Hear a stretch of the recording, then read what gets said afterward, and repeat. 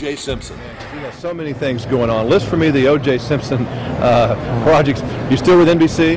Of course, I'm still with NBC doing commentary work on the NFL Live, basically, co-hosting with Bob Costas. And of course, First and 10 is what I'm here for. That's a show I've done for 6 years on HBO, and now we're stripping it, syndicating it. Is it still in production? No, actually, we just stopped producing it. We're talking about doing the movie. I'm about to do the third movie in the Naked Gun, series of movies. And then I do, most of my work is business. I have a number of companies that I not only own, other companies I'm on the board of directors and actively work with, Swiss Army knife, Swiss Army watch, for instance. So I do a lot of that type of stuff.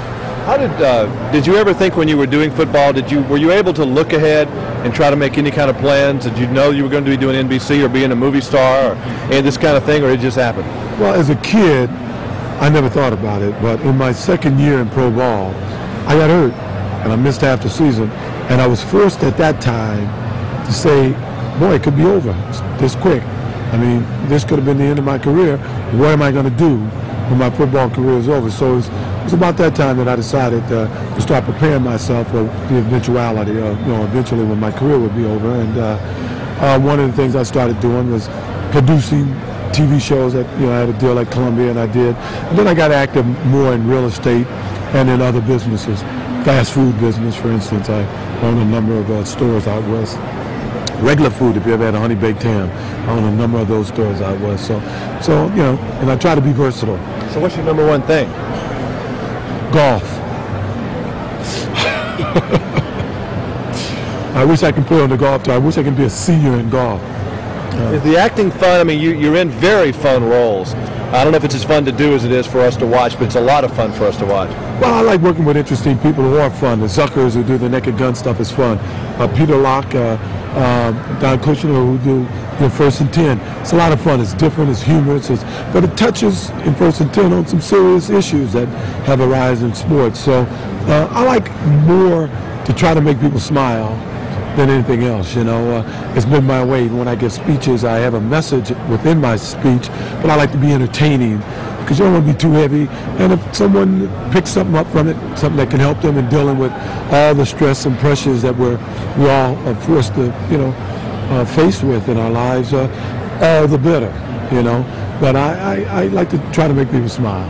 How did football, did it give you the discipline to be able to be the actor and to be the businessman and all that? Well, it certainly was a canvas to develop certain skills. One, because I was interviewed to feel comfortable in front of a camera. Two, because you're exposed on a daily basis to so many people, you get insight into types of people and attitudes. So when you read a script, you can say this guy is sort of like, J.D. Hill or something, and you can use that, So, and of course there are certain disciplines. One thing you recognize in sports, you get out of it what you put into it. And I find that, movies and TV is a collaborative thing.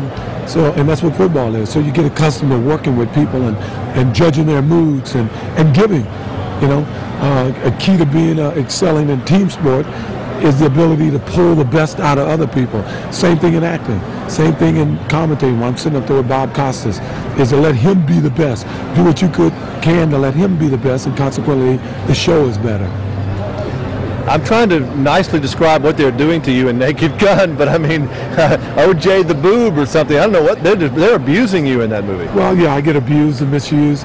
Like my voice is going down. I've been abused here, but anyway, I look at it like the Wile E. Coyote in the Roadrunner movies. That this guy takes a licking, but he keeps on kicking. He keeps coming back, and essentially that's why whenever anybody asks me to describe my character, I say, well, think of the Wile E. Coyote. That's what my character is. The First and 10 has some pretty girls on there, and a little bit. What do you think the secret of the success of that was? Because there's a little racy, a little bit of everything in there. Well, yeah, I think it was a show that took an interesting subject and situation, took people on the inside of that's football, a team sport, and we took it out to the edge humor-wise.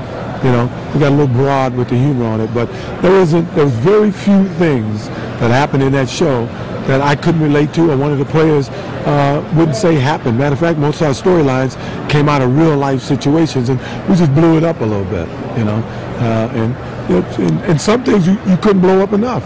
Some things that happen in sports, we couldn't even blow it up. We played it for what it was, and people may have saw it and felt that, oh yeah, this is exaggerated, when it wasn't. Finally, when you were in football, I'm sure a goal was either to win the national championship in college or to win the Super Bowl or to break a record or do whatever. How do you set goals for yourself after football that is so goal-oriented? I mean, how do you do that? I'm a firm believer that to succeed in life, you got to have some kind of goal at all times. So you know if you're gaining on it, you think, no, you're losing on it. Some of them are very personal. Right now, all my goals are very personal goals, I have to do with family and stuff, Not only my immediate family, but, what I call my family of friends. So I think you got to have them. That's the only way you can judge if you're gaining ground or losing ground. You don't know where you are unless you know where you're trying to get. Let's get some couple of... It's so true. Because if you don't know where you're going, you can't get there. You don't know what route to take, what you need to do. But I guess some people, You have 1 minute, you need to listen. Okay. I need to listen, he needs to talk, okay? Want me talking? I like Bobby Costas, he's so sharp. I need to stop talking and listen. Yeah, what happened to your voice voice? is gone.